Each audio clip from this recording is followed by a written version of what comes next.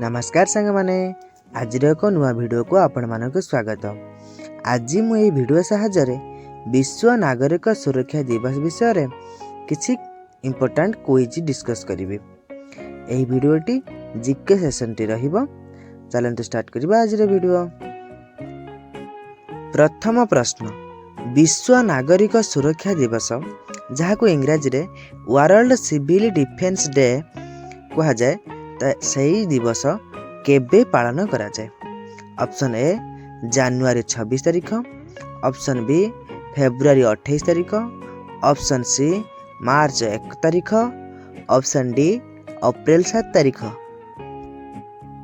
दत्त प्रश्नर सठिक उत्तर होछि ऑप्शन सी मार्च 1 तारीख।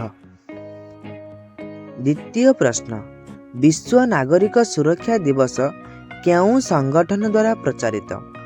Option A UNO, option B WHO, option C ICDO, option D UNESCO।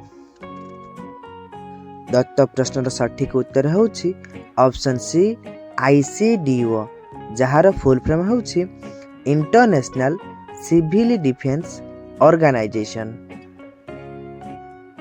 तृतीय प्रश्न, विश्व नागरिक सुरक्षा दिवस पालनर उद्देश्य कौन?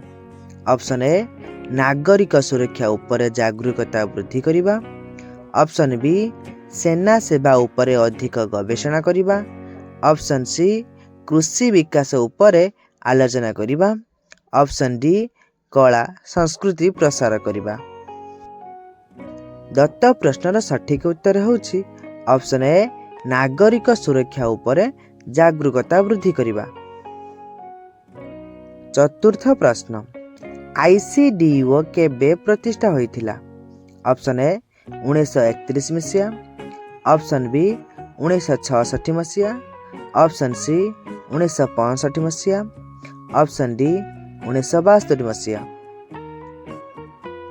दत्त प्रश्नर सठिक उत्तर होछि ऑप्शन बी 1966 मसिया।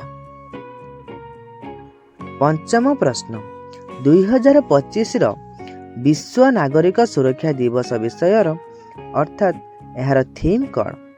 Option A civil defence guarantee of security for the population, option B disaster preparation and response, option C safe society secure future, option D civil defence in the digital age. दत्त प्रश्नर सठिक उत्तर होछि option A civil defence guarantee of security for the population. षष्ठ प्रश्न, निम्नलिखित कौन नागरिक सुरक्षार एक अंश नुहे? ऑप्शन ए आपदा प्रस्तुति, ऑप्शन बी मुद्रा नीति, ऑप्शन सी आपातकालीन सेवा, ऑप्शन डी मेडिकल व प्राथमिक चिकित्सा। दत्त प्रश्नर सठिक उत्तर होछि ऑप्शन बी मुद्रा नीति। सप्तम प्रश्न, एक विपर्यय जहाको इंग्रजी रे डिजास्टर बोली कहा जाए, एक विपर्यय समय रे सिविल डिफेंस कौन करे? ऑप्शन ए किछि करे नहीं, ऑप्शन बी जनसाधारण को सहायता एवं सुरक्षा दिए, ऑप्शन सी केवल सेना को सहायता करिथाए, ऑप्शन डी कृषि उन्नति करिथाए। दत्त प्रश्नर सठिक उत्तर होछि ऑप्शन बी जनसाधारण को सहायता एवं सुरक्षा दिए। अष्टम प्रश्न, केउं संगठन नागरिक सुरक्षा संबंधी कार्यक्रम चलाए?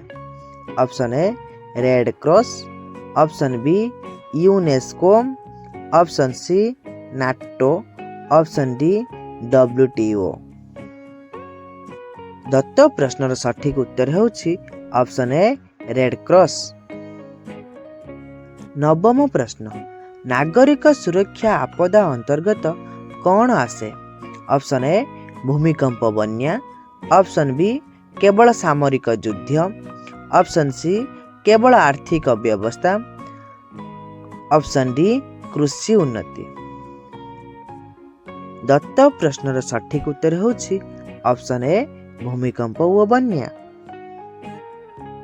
10ମ ପ୍ରଶ୍ନ, ନିମ୍ନଲିଖିତ ମଧ୍ୟରୁ କେଉଁଠି ନାଗରିକ ସୁରକ୍ଷା ଏବଂ ଆପତକାଳୀନ ପ୍ରତିକ୍ରିୟା ସମ୍ବନ୍ଧୀୟ ଏକ ନୀତି?